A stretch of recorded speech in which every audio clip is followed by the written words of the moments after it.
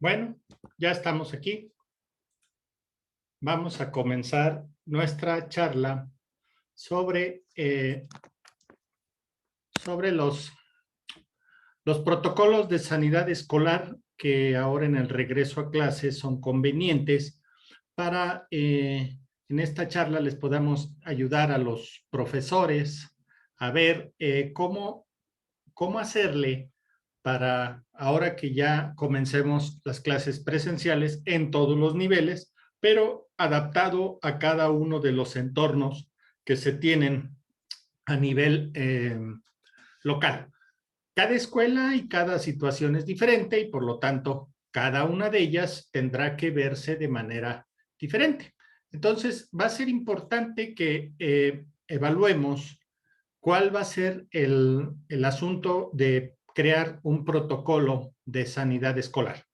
Y también esto que le vamos a proponer son solamente algunas ideas con enfoque de la salud pública para evitar lo que ahora estamos viendo mucho, el miedo que tienen los padres de familia, un miedo legítimo de que sus hijos se contagien, pero también explicarles el por qué ahora que se intenta regresar a clases, pues no tengamos también desinformación y que esta desinformación a su vez pues no sea producto para que el miedo de los padres continúe en el aspecto de crear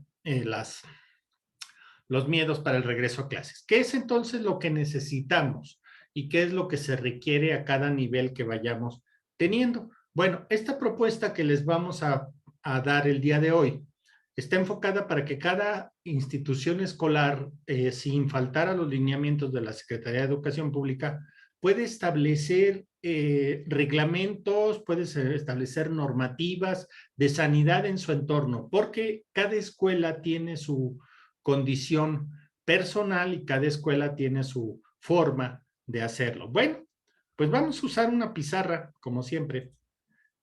A nosotros nos gusta usar una pizarra para ejemplificar todo esto que le llamamos la sanidad escolar. Entonces, vamos a poner nuestra pizarra y ante todo, pues vamos a invitarlos a que nos hagan llegar sus comentarios, sus sugerencias, aportaciones aquí en nuestra videocharla sobre los protocolos de sanidad escolar, que son propuestas de salud para cuidar a los niños y sobre todo ver cuál es el nivel de riesgo que se tiene de un contagio y qué contagio puede deberse a esto.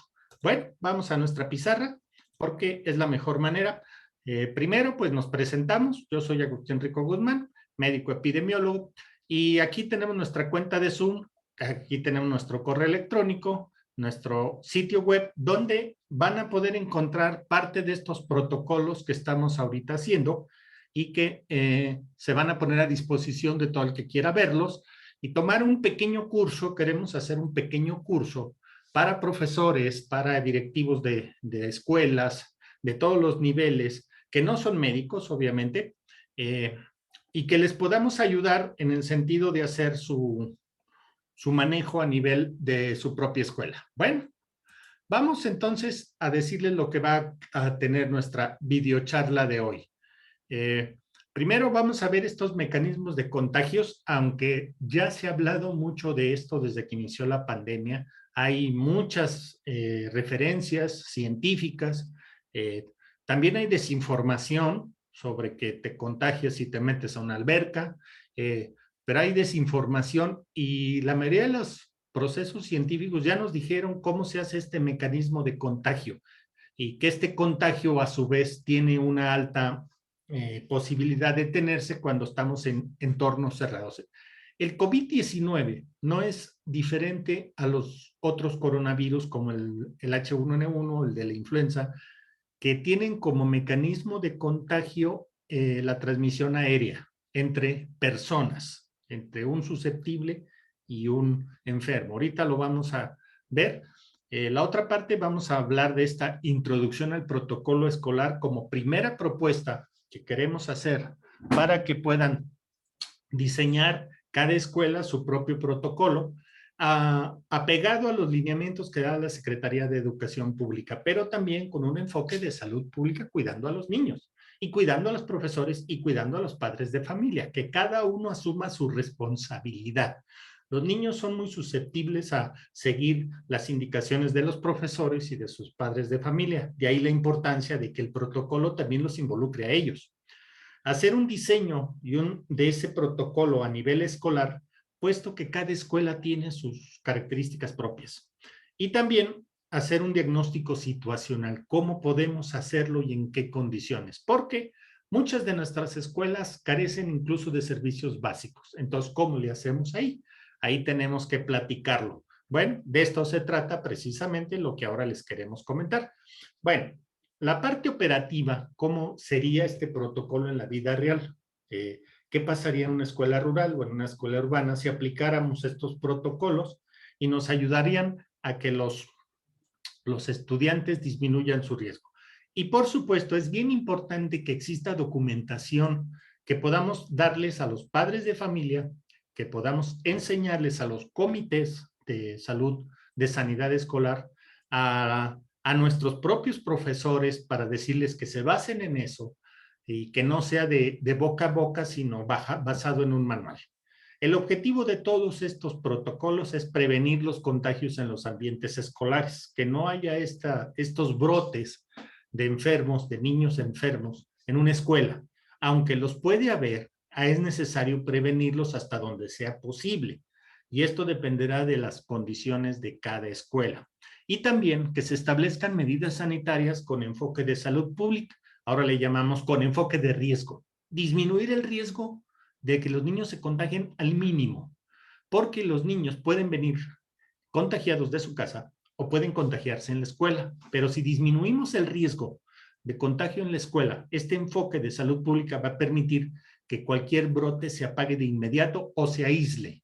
Y en este caso, un niño que puede ser enfermo en una escuela puede desencadenar un brote en toda la escuela o puede ser simplemente el puro niño el que se enferme. Ahí dependerá de qué tan rápido se actúe y para esto son los protocolos. Bueno, vamos entonces a entrar en lo que vamos a platicarles.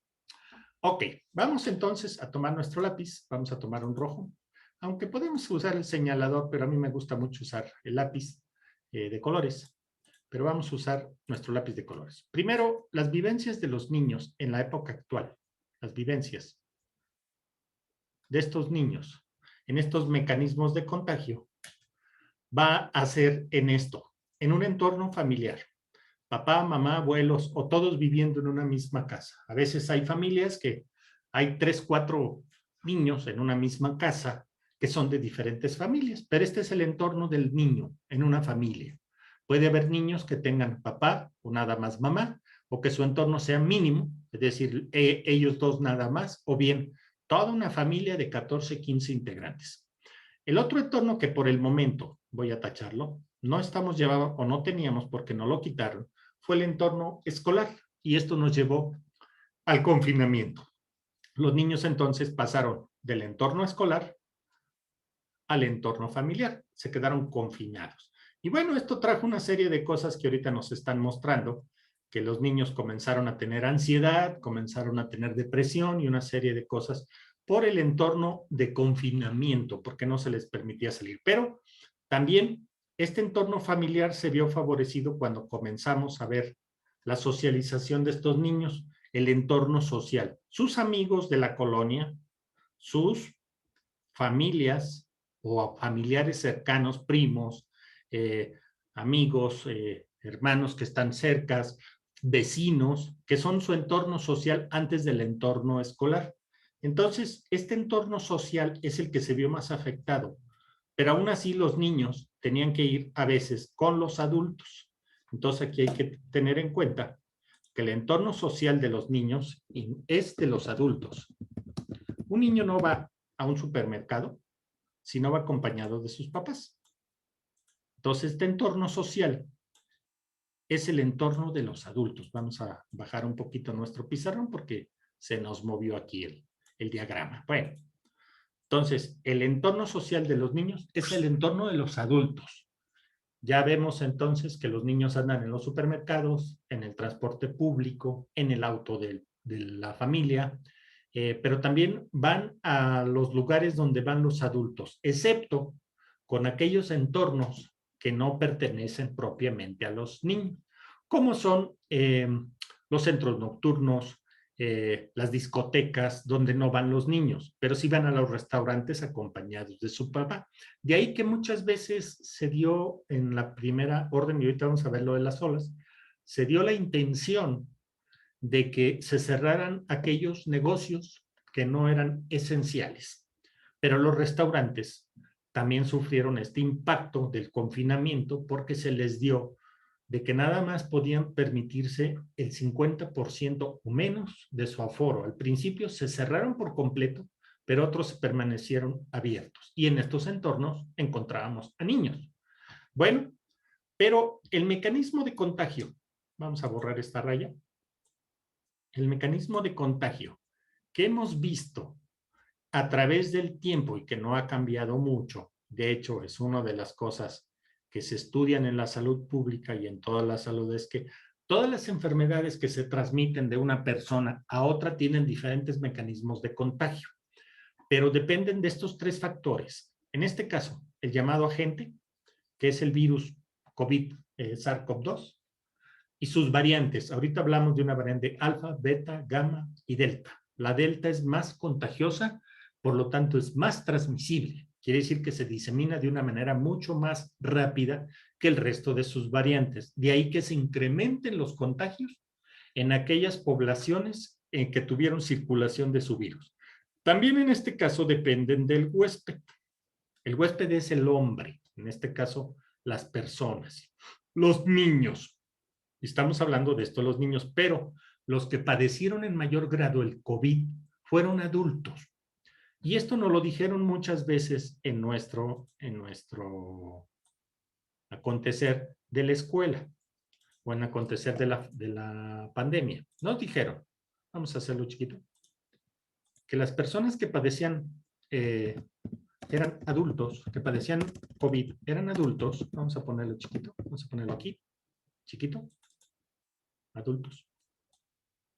Pero estos adultos tenían con comorbilidades, quiere decir con obesidad, diabetes, hipertenso sobre todo, etc.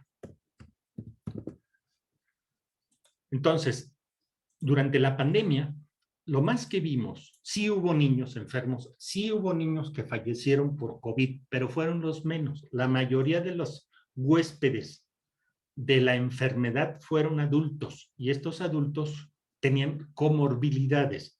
El problema que tenemos en México es que tenemos una de las epidemias más devastadoras en los niños, que es la obesidad. Somos el primer lugar del mundo en obesidad infantil y esta comorbilidad puede aumentar el riesgo de contagio y padecer COVID de manera grave. El tercer aspecto que vemos aquí es el del ambiente. Dependiendo del ambiente, y aquí volvemos a lo que platicábamos acá, el ambiente familiar y el ambiente social van a favorecer o van a prevenir que te contagies o van a evitar que se contagie.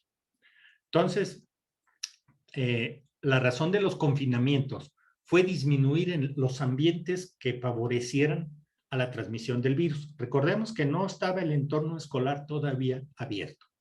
Entonces, ya escuchamos por ahí que los ambientes de riesgo para aumentar y por lo que te contagiabas era cuando estabas con personas cercanas que fueran sintomáticas o fueran asintomáticas sin síntomas, pero que estaban reunidas en un entorno cerrado. Cines, restaurantes, mercados. Hay muchas situaciones donde la población se reúne, los adultos, lo que yo llamaba el entorno de los adultos. Entonces, estas reuniones eran uno de los ambientes de riesgo, incluyendo el transporte público, sobre todo en ciudades con alta concentración humana, como el caso de las megalópolis, como la Ciudad de México, Guadalajara, Monterrey y otras grandes ciudades. El otro era el contacto de piel a piel. De ahí que entonces se quitaron los saludos de mano para evitar la transmisión de contacto. Entonces ahora ya no nos dejan saludarnos de beso, abrazo, como se acostumbra en muchos lugares. Y ahora ya nomás el saludo es a distancia para evitar el contacto, porque se empezó a ver que el virus no solamente se encontraba en las vías respiratorias, sino también en la piel. Y la otra era no traer barreras de protección temporal, cubrebocas. Esto aumentaba el riesgo. Y también el no tener medidas higiénicas como el lavado de manos, que era el mismo que teníamos aquí de contactos. Entonces, para fines prácticos, sabemos que un niño se puede contagiar directo de persona a persona. Pero ¿quiénes contagian a los niños? Un niño no padece COVID porque sí. Tiene que tener estos factores de riesgo para desarrollar la enfermedad. Necesita tener un agente que sea muy infectante. En este caso vamos a poner en perspectiva. El COVID-19 es muy contagioso. Bien, el niño con obesidad es más susceptible, no quiere decir que se va a enfermar, es más susceptible de enfermar por esta comorbilidad que tiene. Pero si está cercano a un adulto con obesidad, con diabetes y con hipertensión, que a su vez ha desarrollado cuadros de COVID, el niño va a ser contagiado por la gran cantidad de agentes que le va a transmitir el adulto. Entonces, un adulto que se aleja, por eso la razón, si padeciste COVID, aíslate en casa, pero también aíslate de los niños, porque vas a contagiar a los niños al tener una gran cantidad de virus alrededor tuyo. Era muy raro, y esto lo empezaron a ver los epidemiólogos, que otros niños que padecieran COVID contagiaran a su vez a niños. Esto fue raro. Entonces, este contacto de niño con niño es ahorita lo que preocupa a los padres, cuando en realidad esto es muy raro. Puede ocurrir, sí. En medicina nunca damos nada por exclusión, pero es tremendamente raro que un niño contagie a otro niño. Los niños enfermos por lo regular estaban aislados. Los niños gravemente enfermos estaban hospitalizados. Y de ahí que muchas veces solo se permitía la convivencia del niño menor enfermo con solamente un familiar. Los adultos estaban solos, no se les permitía entrar por el riesgo de contagios. Entonces, los que tienen mayor riesgo de ser contagiados son los niños que conviven con adultos asintomáticos o enfermos. Si tienes un adulto enfermo, es posible que tus niños aumenten su riesgo de enfermar. No quiere decir que vayan a enfermar a priori. Entonces, aquí vamos a tener esta llamada recuperados o susceptibles, y aquí entra lo que ahorita llamamos los adultos no vacunados. Los adultos no vacunados fueron aquellos que padecieron COVID de manera grave. Al principio de la epidemia no teníamos vacunas. Entonces, los adultos con comorbilidades, como estos que mencionamos acá, comenzaron a tener gravedad, empezaron a ser pacientes que se ponían muy graves y terminaban en el hospital, y la mayoría de las defunciones eran adultos con estas comorbilidades. Cuando ya se comenzó a vacunar, entonces los niños de padres vacunados tenían menos riesgos que los niños de padres no vacunados. Y aquí entra lo que ahora estamos viviendo. Vamos a hacer un borradero de nuestros diagramas de aquí que pusimos todas estas rayas que pusimos por aquí. Vamos a quitarlas para que no se vea tan manchado nuestro diagrama y para seguirlo rayando. ¿Qué les parece? Ya volvió a quedar limpio, ¿verdad? Bueno, entonces ahora vamos de nuevo a tomar esto. ¿Quiénes contagian a los niños si regresan a clases? Este es el miedo de los papás. Y que sean los maestros.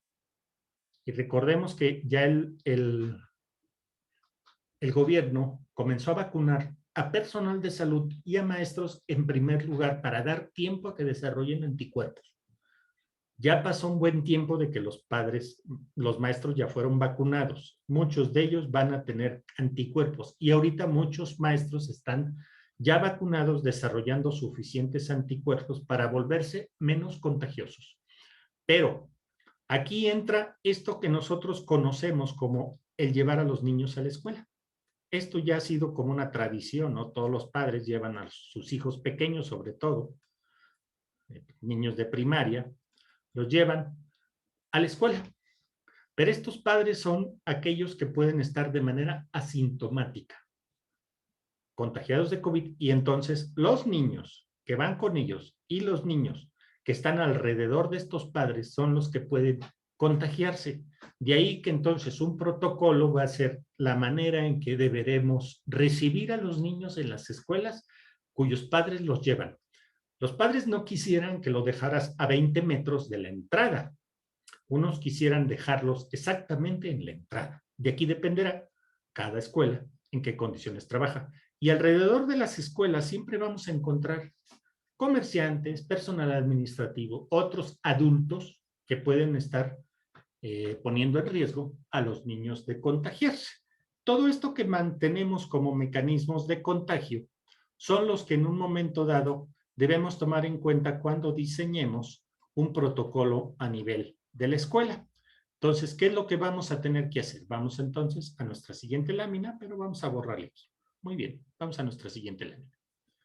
Primero, un protocolo que se propone es que hay algunas actividades preventivas previas al regreso a clases y que sea de difusión, ojalá fuera nacional, pero digamos a nivel local. Y proponemos esto. Los niños tienen útiles escolares, pero ahora va a tener en condiciones de esta pandemia que no se va a acabar este año, todavía va a seguir en mayor o en menor grado, dependerá de muchos factores, pero dentro de los útiles ya de los niños que llevan su regla, que llevan su lápiz, su cuaderno, su libro de texto y a veces el juego de geometría en su mochila, se agreguen estas tres cosas. Un jabón de mano, que puede ser este o puede ser cualquiera. Nosotros decíamos el jabón Sote en México, muy conocido, que por ahí a veces salió un chiste de que lo usaban para lavar perros, pero es excelente porque produce mucha espuma. Y lo que necesitamos es espuma para el virus. El virus es alérgico y se destruye fácilmente si tenemos una solución jabonosa con abundante espuma, no con un detergente. El detergente es más parecido a la lejía. Entonces hay que evitar el detergente. Debe ser jabón, un jabón a base de grasas para que produzca suficiente espuma. Esto es lo que necesitamos. Pero el niño lleva en su mochila un pequeño jabón. No vale más que 5 pesos o menos, no sé el costo, pero debe de andar por ahí. Es muy barato. Una esponja. ¿Por qué una esponja? Bueno, las esponjas tienen la capacidad de retener agua y una vez que las exprimimos quedarían relativamente secas. Entonces, la esponja es para mojarse, lavarse y tallarse, que necesitamos que sea con abundante espuma. Y una toalla de mano pequeñita. Estos son tres cosas útiles que debe traer el niño en su mochila. Y esto cabe en una bolsita. No necesita ser pesado. Incluso la esponja puede estar mojada y estar en una bolsita de plástico, de tipos de esas que tienen cierre. O bien simplemente en una bolsita, como quieran llamarlo. Esto ya dependerá que cada padre de familia le ponga a su niño en sus útiles estas tres cosas para que se lave las manos y se lave la cara. Aquí el problema es que en las escuelas tengamos suficientes espacios de lavamanos. Muchas escuelas carecen de agua. Entonces, a veces tenemos que decir, sobre todo en el medio rural, que el agua es necesaria tanto para las necesidades fisiológicas de los niños como para el lavado y la higiene de los niños. Entonces, si esa escuela de Palitos carece de agua, va a ser necesario que tengamos agua disponible. Y si es agua corriente, mejor. Porque esta agua, sin agua no podemos tener una escuela. Y tampoco podemos higienizar la escuela. Se necesita el agua. Entonces, va a ser importante que en la escuela existan estas instalaciones. Si no las hubiera por lo que fuera, porque mi escuela no tiene lavamanos, mi escuela es de reciente creación y todavía no le colocan la tubería. Se pueden poner pequeños baldes de agua para que lo utilicen los niños. En esas escuelas que son de pocos alumnos, pues se pueden usar estas pequeñas, llamémosle, ollas o cuencos de agua para el lavado. En escuelas grandes, pues ya es casi obligatorio, más bien es obligatorio que tengan instalaciones sanitarias, baños y lavamanos.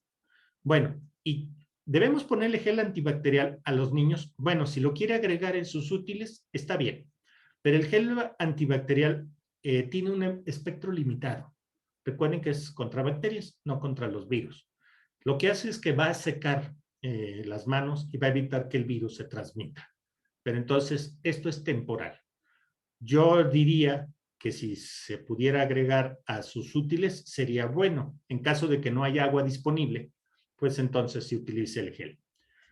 Y sobre todo, estas 4 pequeñas cosas caben perfectamente en la mochila de cualquier niño, puesto que ni son pesadas ni son brumosas.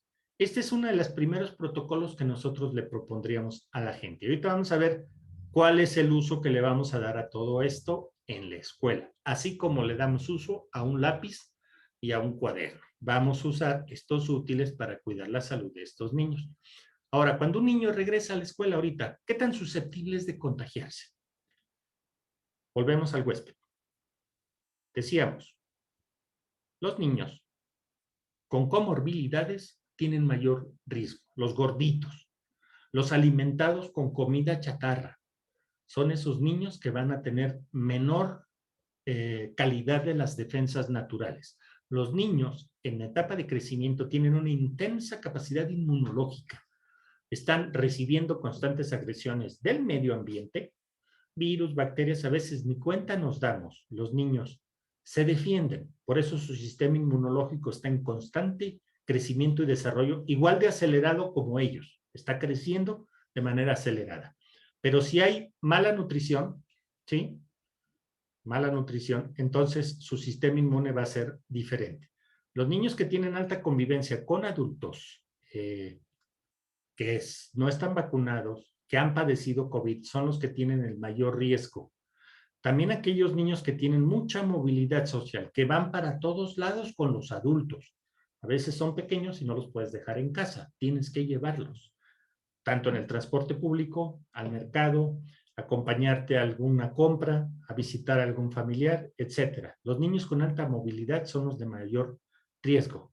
Las localidades, aquí dependerá de qué tipo de localidades estamos hablando. No es lo mismo una localidad urbana, una ciudad, que un pueblo o un rancho.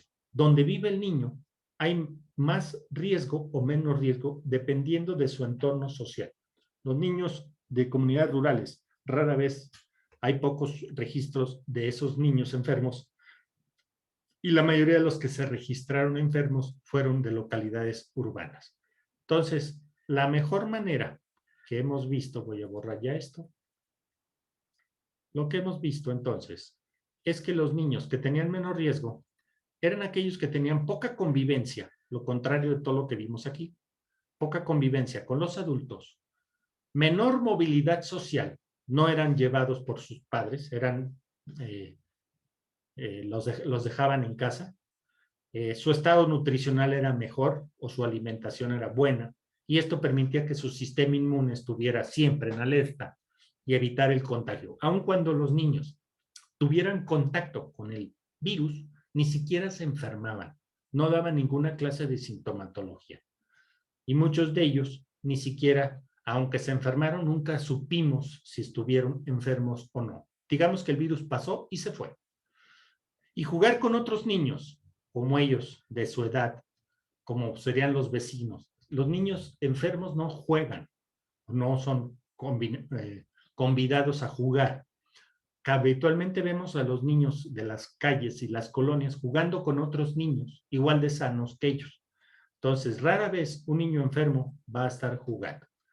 Y entonces, todo esto que estamos platicando tiene que ver con lo que vamos a ver acá abajo. Ahorita, cuando comenzó la pandemia, que comenzó, el primer caso se reportó el 28 de febrero y pasamos a la primera ola. Aquí comenzó nuestra primera ola. Esto fue alrededor de julio del 2020. Coincidió con la salida de las escuelas, con todo el entorno que habían vivido los niños. Pero los que estuvieron más enfermos aquí fueron los adultos. Aquí confinamos a los niños. y siguió este confinamiento. Los que se siguieron enfermando fueron los adultos. Había niños enfermos, sí, y de hecho aquí ven las cifras, pero entramos a una segunda ola alrededor de enero, febrero del 2021, aquí. Vamos a poner 2021, porque esto fue una de las cosas que preocupó mucho a los padres de familia. Pero también recuerden que un poco antes de la segunda ola, vamos a ver dónde, aquí, vamos a poner en febrero 2021, vamos a ponerlo chiquito, así. Aquí comenzó nuestra segunda ola. Pero la vacunación comenzó en octubre, vacunación. Pero recuerden que los primeros que se vacunaron fueron personal de salud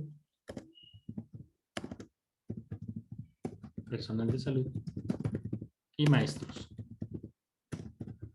Había escasez de vacunas, es cierto. No todos alcanzaban a vacunarse. Se le dio prioridad a esta población, primero porque era la persona que estaban cuidando a los niños, a los enfermos, perdón, al personal de salud. Esto fue alrededor de por aquí, más o menos, octubre. Al personal de salud y a los maestros, porque muchos de las escuelas continuaron algunas actividades, aunque se dio el confinamiento, pero era tendiente al siguiente ciclo escolar. Comenzó entonces la segunda ola que debido a las fiestas decembrinas y al fenómeno del Día de Reyes, que es nacional, pues semanas después empezó a haber una alta cantidad de enfermos, entre ellos algunos niños. Y ahorita, aquí en nuestro, digamos, julio, vamos a ponerlo, julio, junio, agosto. Estamos ahorita en agosto. Bueno, ya comenzó a descender esta tercera ola, pero aquí estábamos ya. Pero al día de hoy, y esto es relevante, tenemos que hay 3.249.872 casos confirmados de COVID en México. Bueno, entonces se habla de 140,000 casos todavía en circulación. Pero esto ya esta gráfica ya está empezando a tener la tendencia de disminuir. Así. Bueno, pero de estos 3 millones hay 60,928 niños o menores de 18 años contagiados, niños y adolescentes, lo que es el 1.76% de todos los casos. La mayoría de estos casos, de estos 60,000, fueron leves. No quiere decir que los niños no se enfermaron gravemente y no se murieron. Hubo, desgraciadamente, defunciones. Entonces, de todas las muertes, 254,466, 670 correspondieron a menores de 18 años que también tenían comorbilidades o eran niños con riesgo, con enfermedades tipo inmunosupresoras, lo que constituye un 0.26%. Uno pudiera decir, bueno, aquí debería haber un riesgo de 0. Los niños siempre van a tener riesgo de adquirir una enfermedad en la escuela o en su entorno familiar. El riesgo aumenta si el entorno es favorable al virus. Entonces, entornos donde tenemos hacinamiento de personas dentro de su casa puede ser más riesgoso para un niño de contagiarse de COVID que un ambiente abierto como sería en una escuela. Ahí dependerá de las condiciones de la escuela. Hasta el momento se han aplicado 81 millones de vacunas, todos en adultos mayores de 18 años. Los niños aún no hay suficientes protocolos científicos que digan que el riesgo de vacunar a los niños es mínimo o inexistente. Todavía no se quiere probar, se están probando vacunas en niños menores de 18 años. Pero lo que estamos haciendo aquí es que los adultos, regreso tantito a mi monito anterior, los adultos vacunados en su entorno familiar impidan esta situación de que el niño se encuentre en riesgo. Si el papá está vacunado, mamá está vacunado, entonces el niño va a tener mucho menor riesgo de contagiarse. Y si se contagia, su riesgo de enfermar gravemente es muy, muy bajo, menos del 1%. Entonces, vale la pena que papá y mamá estén vacunados, pero también vale la pena que los niños entiendan que a qué tipo de entorno es en el que vamos a estarlo revisando o atendiendo. Por eso, vamos a quitar estas rayas que pusimos aquí. Y vamos a dejar nuestro dibujo de este tamaño. Bueno, vamos a ver entonces el siguiente, la parte operativa. Ya hicimos nuestro desarrollo de protocolo. Muy bien, el niño va a llevar útiles de sanidad escolar. Le vamos a llamar así, útiles de sanidad escolar. Pero hay 3 ambientes de movilidad que van a favorecer o disminuir el riesgo de contagio. Este es lo que le llamamos la parte operativa, porque en esta parte operativa el niño va a pasar por una serie de situaciones que pueden ponerlo en riesgo, pero también puede pasar por una serie de situaciones que van a disminuir casi a 0 el riesgo. Y de eso se trata estableciendo el protocolo. Lo primero es la entrada a la escuela. Sabemos y tradicionalmente siempre papá, mamá, alguien lleva al niño a la escuela. Bueno, entonces el niño se convierte en este personaje. Es un susceptible, vamos a ponerlo así con la S. ¿Sí? Porque el naranjita, este que está acá, va a ser el enfermo. Sabemos que un niño enfermo, pues no debe ir a la escuela, y no solamente de COVID, sino de cualquier enfermedad. En la época nuestra, en los años 60, 70, un niño con sarampión pues no podía ir a la escuela porque contagiaba toda la escuela. El sarampión en aquel entonces era contagioso y no todos los niños estaban vacunados. Actualmente ya los niños, prácticamente todos, en nuestro país, el sarampión ha sido erradicado. Pero era un ejemplo de lo que pasaba con una enfermedad transmisible. Lo mismo ocurre con COVID. Aquí necesitamos que el adulto esté vacunado para disminuir el riesgo. Entonces, este adulto vacunado es el que lleva a los niños susceptibles a la escuela. Aquí al entrar a la escuela, entonces viene el primer filtro, vamos a llamarle así. Se han puesto siempre estos filtros en la escuela, ¿no? Que el niño traiga un cubrebocas, que el niño se lave las manos o venga con las manos limpias. Aquí entonces entra la primera parte. ¿Por qué decimos que trae el niño su jabón, su toallita y su esponja? Porque cuando entre a la escuela, lo primero que va a tener que hacer es lavarse las manos. Pero proponemos una cosa más, que el lavado de manos sea también el lavado de cara. ¿Por qué el lavado de cara? Bueno, si lo quieren ver así, el virus en un niño va a entrar por la vía respiratoria. Por ahí escuchamos muchas veces al doctor Hugo López-Gatell decir con mucha razón que el cubrebocas solo era parcial, cubría la nariz y la boca, pero no las conjuntivas oculares, que es donde también puede haber entrada del virus a la vía respiratoria. Quienes se han puesto gotas en los ojos perciben en la garganta el sabor de esas gotas, y esto indica que la conjuntiva ocular está conectada también con nuestro sistema respiratorio, y esto es para mantener esa lubricación. Las lágrimas pasan de ser de lubricar los ojos a evaporarse en la nariz. Entonces, la cara es donde entra el virus. Si un niño llega a la escuela con virus en su cara sin darse cuenta porque el adulto en el que convive le tosió, le estornudó cerca, el niño adquirió en su casa, se le pegaron los virus en la cara esperando la oportunidad de entrar. El lavarse la cara va a implicar que quitemos todas las superficies y disminuyamos la vía de entrada del virus. Entonces, lavarse la mano, lavarse las manos y lavarse la cara con su esponjita. Entonces, la escuela necesita poner poquita agua disponible al niño. El niño debe aprender a lavarse la cara con su jabón y con su toalla personal.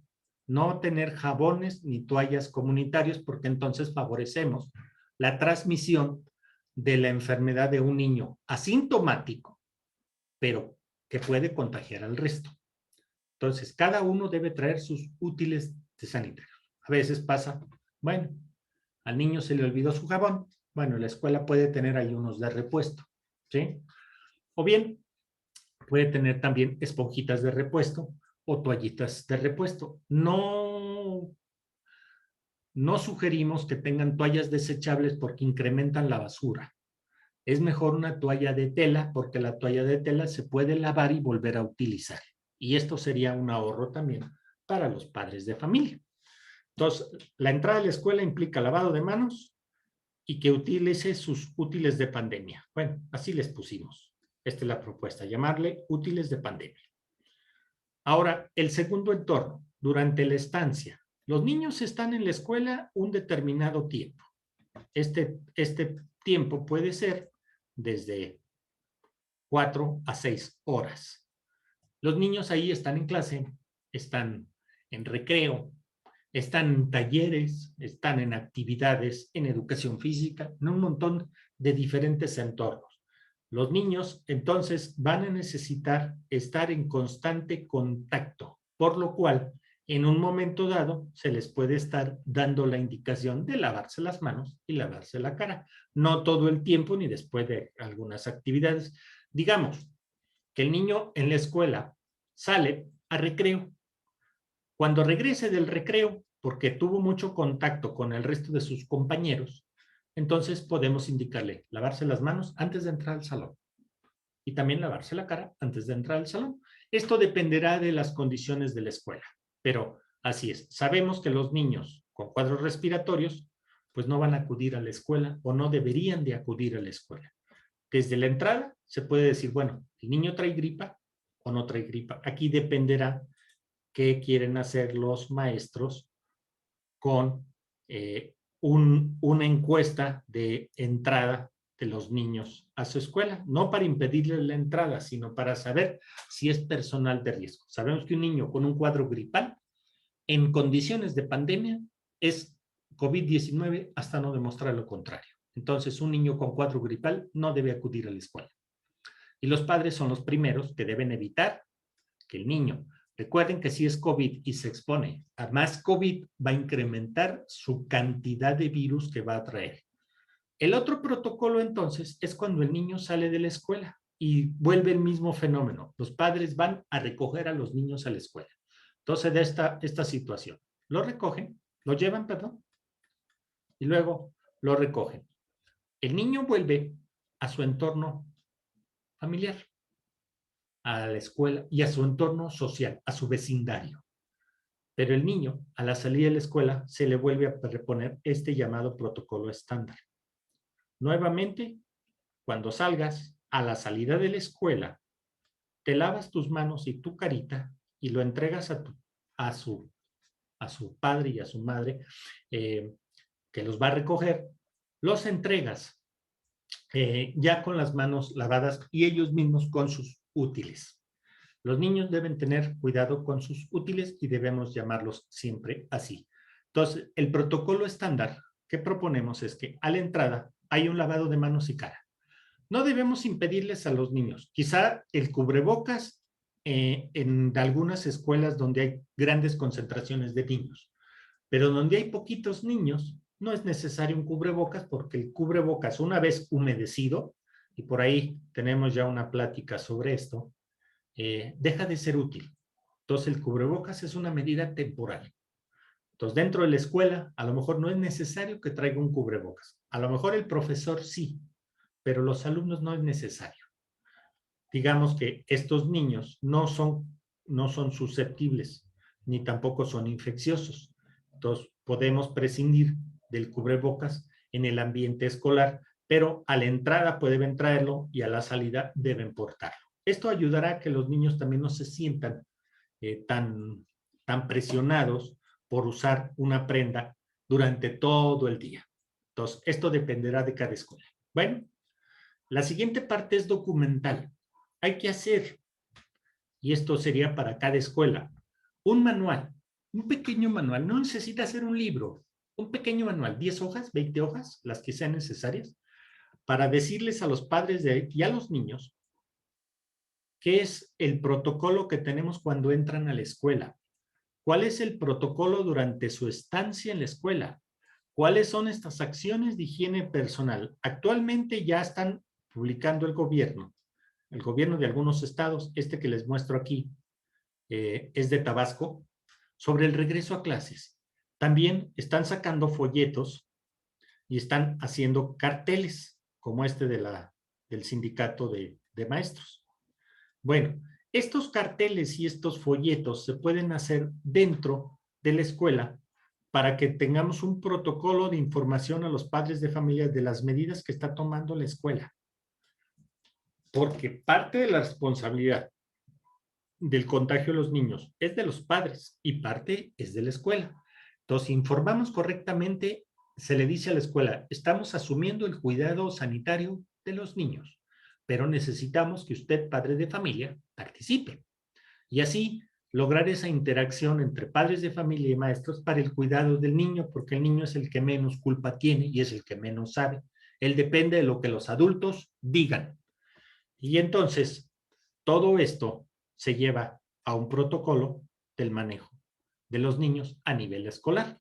Entonces, en el aula dependerá si queremos que los niños traigan cubrebocas, tengan sana distancia y se hagan el lavado de manos y cara cada cierto tiempo. Esto es lo que vamos a documentar. Por decir, el niño debe entrar a la escuela con un cubrebocas. Ya durante la escuela se lo puede quitar para jugar, para hacer sus actividades escolares, pero debe estar lavándose las manos en determinados tiempos. Después de salir al recreo o antes, como la escuela lo determine, al regreso y luego al salir, el niño debe colocarse su cubrebocas y también debe lavarse las manos y la cara. Y así sale el niño con riesgo o con menos riesgo de transmitir la enfermedad y llevarla a su entorno familiar. Y también que llegue con de su entorno familiar contagiado. Aún estando dentro de la escuela, si aplicamos estas medidas, el riesgo disminuye al mínimo, prácticamente cero.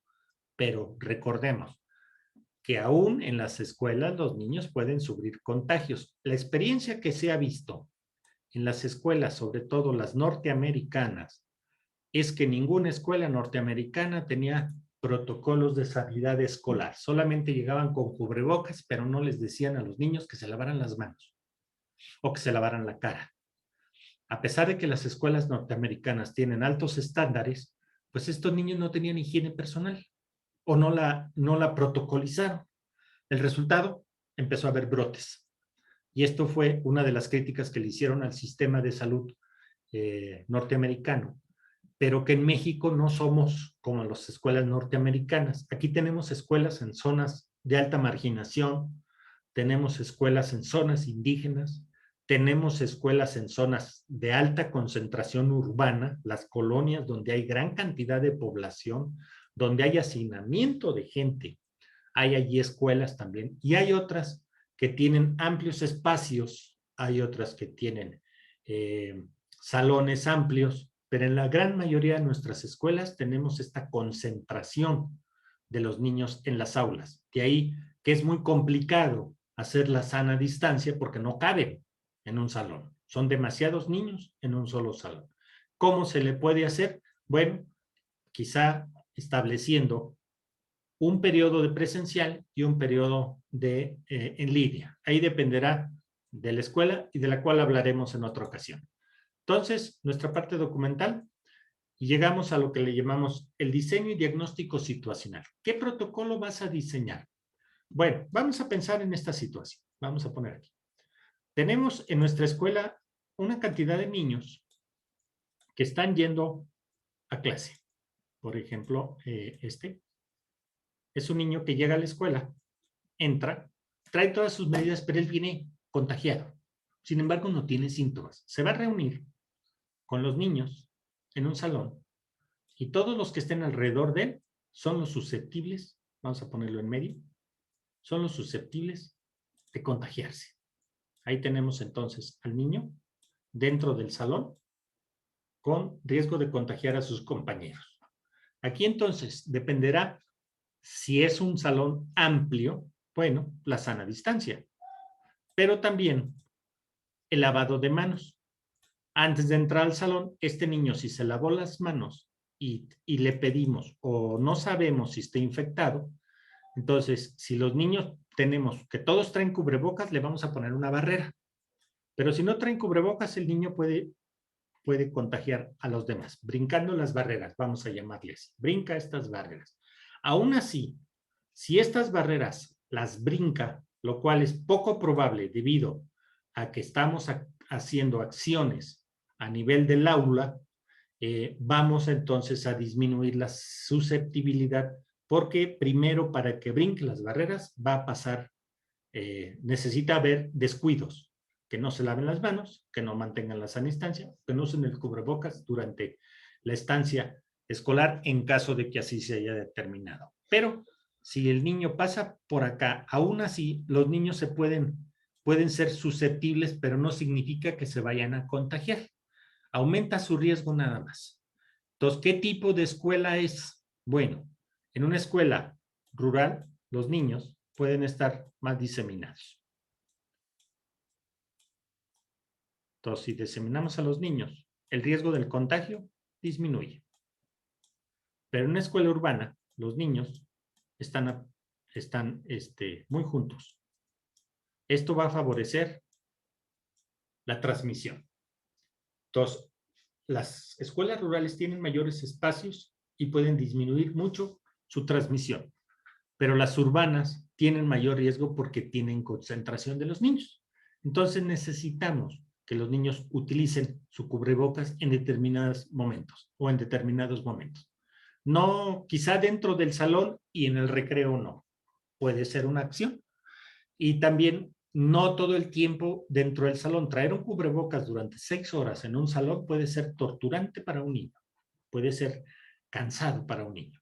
Pero si le pedimos que en cierta actividad donde tenga que hacer tarea con sus compañeritos junto, entonces el niño pueda usar su cubrebocas y cuando estén en el salón de clases, si hay manera de tenerlos con sana distancia, no es necesario que lo use.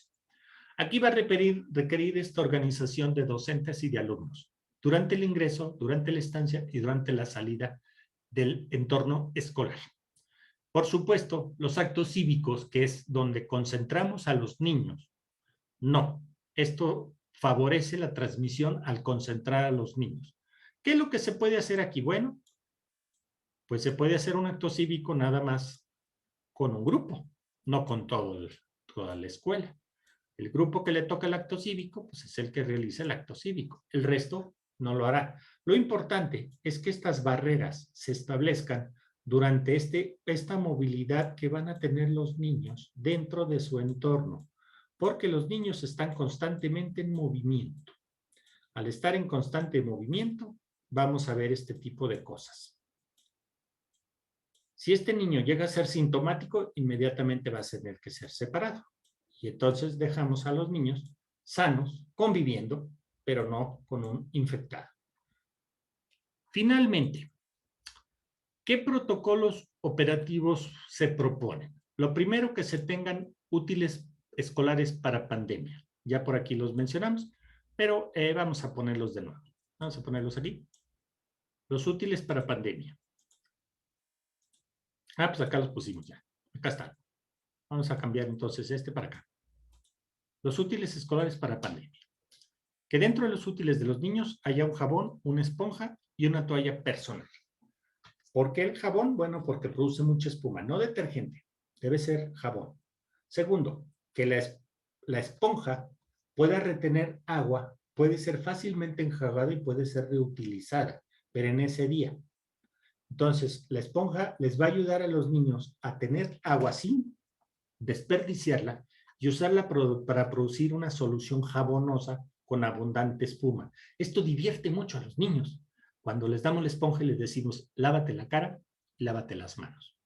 La esponja talla, pero también produce la espuma suficiente para eliminar el virus de la cara. Recuerden, el virus entrará por las vías respiratorias, conjuntivas, nariz y boca. Si lavamos la cara del niño, vamos a tener menos inoculación de virus en esos entornos. Y la toalla, que es preferible que sea de tela para uso personal, para secarse la cara y secarse las manos. Podemos encontrarnos que al final del día el niño tiene su toalla toda mugrienta. Sí, es normal. Los niños juegan, los niños se ensucian. Y esta toalla nos dice entonces que todo lo que el niño traía en las manos y en la cara se quedó en la toalla. Entonces ya cuando llegue a casa se le puede decir al padre de familia, la toalla se debe lavar inmediatamente que el niño regrese a la escuela. Entonces, ¿qué tanto cuesta esto? Pues si lo vemos así, el costo de todo esto puede ser alrededor de 30, 40, hasta 50 pesos. Vamos a ponerle un costo de 50 pesos. ¿Cuánto puede durar? Una semana. Entonces, 50 pesos por evitar o tener útiles para cuidarse y evitar el contagio, puede ser una buena inversión. Incluso puede ser menor. Este jabón creo que cuesta 5, una esponja cuesta como 15 y una toallita cuesta 10 pesos. Si hacemos la suma, bueno, son alrededor de 30 pesos. Esto es lo que puede ser. Dependerá del área, pues hay lugares donde pueden ser más caras. Aquí lo preferible es que sean esponjas, no con las que se lavan los trastes, sino esponjas normales, de estas que vemos aquí, que puedes adquirirlas en cualquier tiendita. Entonces, uso de cubrebocas, lavado de manos y la cara al entrar, iniciar la jornada limpiando su área de trabajo. Para esto se puede usar una solución de cloro o se puede usar la misma esponja y cada niño debe limpiar su pupitre con su esponjita. Esto ayuda mucho. Repartir folletos a los padres y colocar carteles alusivos a los cuidados y a los protocolos de sanidad. Obviamente los niños que están enfermos o se reporten enfermos de cualquier cosa no deben acudir a la escuela. En los años 60 y 70, los que acudíamos a la escuela primaria, sobre todo en las públicas, veíamos a niños de estrato social muy bajo, muy pobres, que iban incluso a la escuela descalzos y con piojos. Y nos decían, no te juntes con ese porque llegas empiojado. Y los piojos, como cualquier parásito, pues se transmitían de niño a niño. Entonces a veces terminabas empiojado y es el mismo mecanismo, el contacto directo que ocurre. Por eso en el COVID el contacto es a veces aéreo, no necesitan estar muy juntos y tenemos que disminuir esto. Durante la jornada escolar, permitir si los niños jueguen o se recreen con un cubrebocas. La recomendación es que no. Denles al menos a los niños esa oportunidad de no usar un cubrebocas durante su juego, porque la transmisión de niño a niño es extremadamente raro. Pero el niño, una vez que regrese al aula, debe lavarse las manos, ponerse su cubrebocas en caso de que así lo determine la escuela, o cuando menos el lavado de manos. Esto sí es importante, lavado de manos y de cara. Y al salir, lo mismo, pero al salir sí le vamos a decir al niño que se ponga su cubrebocas, para evitar que si se contagió en la escuela, lleve el contagio al entorno familiar. Todo esto va a ser precisamente para evitar los contagios en la escuela de los maestros que a pesar de estar vacunados puedan ser contagiosos a los alumnos. Entonces hay que establecer estas barreras. A los maestros se les puede pedir la misma consideración de los niños. Lavarse las manos, lavarse la cara, incluso pueden ser dinámicas muy interesantes de los profesores con los niños para el cuidado de higiene personal. Es recomendable que en una escuela se realice una asesoría por parte de los médicos, sobre todo los epidemiólogos, que en algunas universidades de algunos estados existe un licenciado en salud pública o una licenciatura en salud pública. Y estos son personajes que se les enseñan este tipo de protocolos de manejo de los brotes y las epidemias que pueden ocurrir en cualquier lado. No son médicos, pero están entrenados en este tipo de procesos para crear condiciones sanitarias para entornos industriales, pero sobre todo para entornos escolares. Y en caso, pues consulte con un médico para establecer un protocolo. Queremos que los maestros sean médicos, eso no, pero sí podemos asesorarnos con un médico para que les diga cómo cuidamos el entorno escolar de los niños en esta movilidad que tienen, porque decíamos al principio, voy a regresar a las diapositivas, decíamos al principio que las vivencias de los niños son en este ambiente familiar. Ahora vamos a vivir esto. El niño pasa del entorno familiar al entorno escolar y al entorno social. Y vamos a estar viendo esta movilidad de los niños. Esto puede incrementar los contagios si no tenemos establecidos protocolos. Entonces necesitamos que los niños tengan un protocolo en la escuela. Por eso el regreso a clases no debe alarmarnos, no debe preocuparnos, no debe ponernos ansiosos a los padres de familia sobre si sus niños van a contagiarse. Lo que tenemos que ver es si la escuela está tomando medidas de sanidad escolar para proteger a padres, a maestros y sobre todo a los niños. Aquí es importante que se protejan a los niños. Por último, ya cerrando esto, vamos a dar unas recomendaciones. La primera importante es que exista un comité de sanidad escolar, pero que involucre a los niños. Los niños son, como dicen, el futuro de todo país, pero cuando los volvemos organizados, donde ellos mismos pueden crear sus procesos de sanidad escolar, se convierte en una actividad que llevarán a su entorno familiar. Entonces, el niño que esté en un comité de sanidad escolar, también se le debe pedir opinión, no digamos a los muy pequeños, pero a los que estén en sexto grado o en secundaria, se puede crear un comité de padres, de maestros y de alumnos. Y esto le llamamos el comité de sanidad escolar, que establezcan las medidas propias de acuerdo a la escuela. También en caso de un niño que presente síntomas, es conveniente que esto se reporte a la autoridad de salud cercana, el centro de salud o el médico a cargo de los niños. A veces hay hijos de médicos ahí en la escuela. ¿Y a dónde se debe reportar? No es delito ni tampoco es para alarmarse si encontramos a un niño con síntomas de COVID o ya confirmado inclusive y que quiera estar en la escuela. Hay que notificar a la autoridad de salud que se tiene en esa escuela un niño y que entonces se establezca todo un protocolo que le llamamos de vigilancia epidemiológica. Porque en realidad todo esto que estamos viendo no es más que vigilar que el COVID se mantenga a raya. El problema de las epidemias es que si se salen de control, habrá una gran cantidad de enfermos. Entonces, ahora tenemos que cuidar ese entorno de los niños. Hay que involucrar también en estos comités de sanidad a los padres de familia.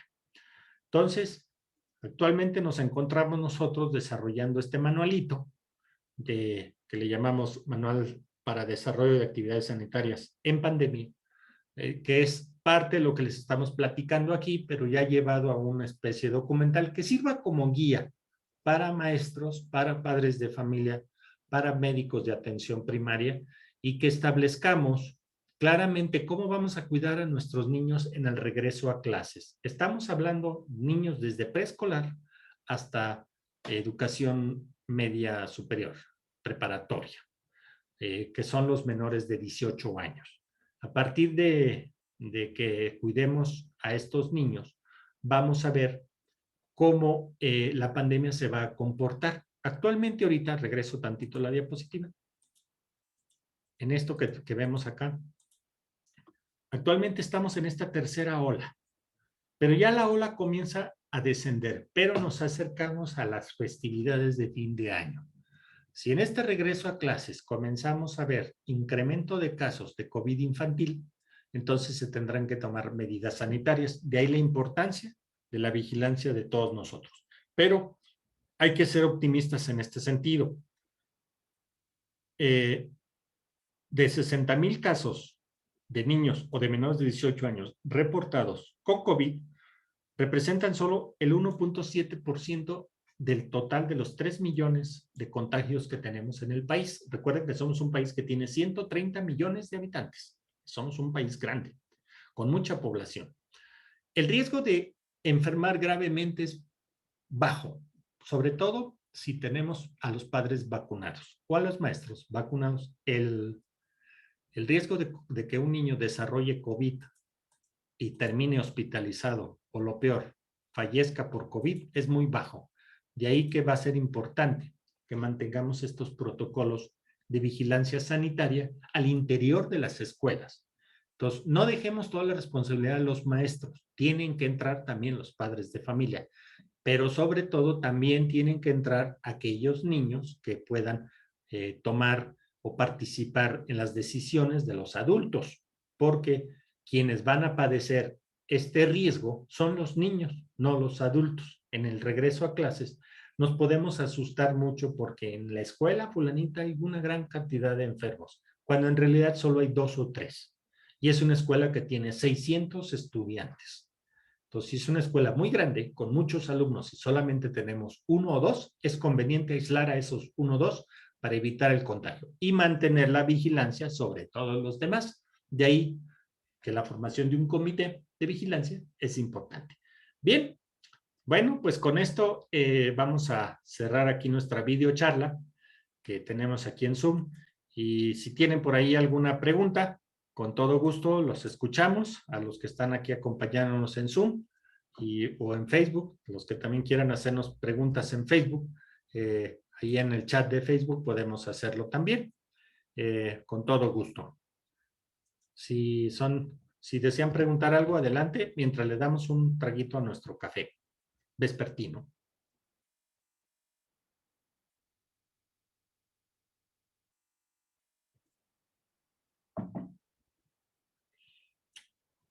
Bueno, a ver, por acá en Facebook no tenemos... a ver, déjenme checar nada más si tenemos por acá preguntas. Preguntas. Creo que no tenemos por acá ahorita. Bueno, los que nos acompañan aquí en Zoom, si tienen alguna pregunta, pueden activar su micrófono y los escuchamos. No tenemos, aquí ya tenemos activado también el micrófono. Si tienen alguna pregunta sobre lo que acabamos de exponer, con todo gusto. Este video se va a subir también a nuestra cuenta de YouTube para que lo tengan disponible. En caso de que no lo puedan ver, pues nos puedan acompañar. Veamos por aquí, tenemos un comentario. ¿Todo bien? No tengo dudas. Muchas gracias. Qué bueno que le haya entendido bien. Yo espero que haya sido didáctica y sobre todo le sirva a todos aquellos profesores que tengan que hacer este regreso a clases sin improvisar. Siempre es conveniente que se documente esto, se escriba qué es lo que queremos hacer. Así evitamos chismografía, mala información, desinformación cuando establecemos una documentación. Por eso, en la protocolización que queremos hacer nosotros, es que todo esto se haga también como una actividad escolar que ayude a los niños a entender los problemas de salud de nuestro país. Y también que los profesores tengan argumentos para decirles a los padres de familia por qué tomaron estas decisiones de poner a lo mejor agua corriente en la escuela que les pueda ayudar, o poner cuencos o poner ollas de agua en lugar de las llaves de agua, y ayude a los maestros a explicarles a los padres el por qué hacemos esto. Si no hay más preguntas, muchas gracias a todos los que nos acompañaron aquí en nuestra cuenta de Zoom. Vamos a continuar con más pláticas de este tipo. Y los invitamos a visitarnos en nuestro sitio web, que vamos a poner aquí de nuevo en nuestro pizarroncito. Vamos a poner nuestro pizarroncito. Los invitamos a nuestro sitio web, que es Profe Médico. Aquí estamos creando ya un curso para educar a profesores, a médicos, a padres de familia, sobre este tipo de protocolos. Estamos en ese proceso y lo vamos a seguir haciendo. Este curso no tendrá ningún costo para todo aquel que quiera tomarlo. Ya una vez, posiblemente ya esté disponible la semana próxima. Y inviten a los profesores de sus escuelas, a los padres de familia con niños en edad escolar, para que se informen y no se desinforme sobre este asunto. Es importante que los niños tengan un regreso a clases bueno, divertido, vuelvan a lo que era prepandemia, tengan un sano desarrollo físico y mental, porque la escuela, como Muchos maestros decían que era como la segunda casa y en verdad, pues parte de la vida de los niños transcurre en la escuela. Entonces va a ser bueno que los niños mantengan esa socialización en sus entornos, tanto familiar como el escolar como el social. Muchos de ellos se vuelven amigos por el resto de su vida. Bueno, pues muchas gracias a todos los que nos estuvieron acompañando. Por ahí estén pendientes de nuestro perfil de Facebook. Chatito Copiloto es mi perfil de Facebook. Y vamos a seguir haciendo este tipo de pláticas, de videocharlas en nuestra cuenta de Zoom. Pueden visitarnos, pueden escribirnos a mi correo electrónico arricoguzman@gmail.com. Ahí nos pueden pedir información o material que tenemos ya sobre COVID, bastante.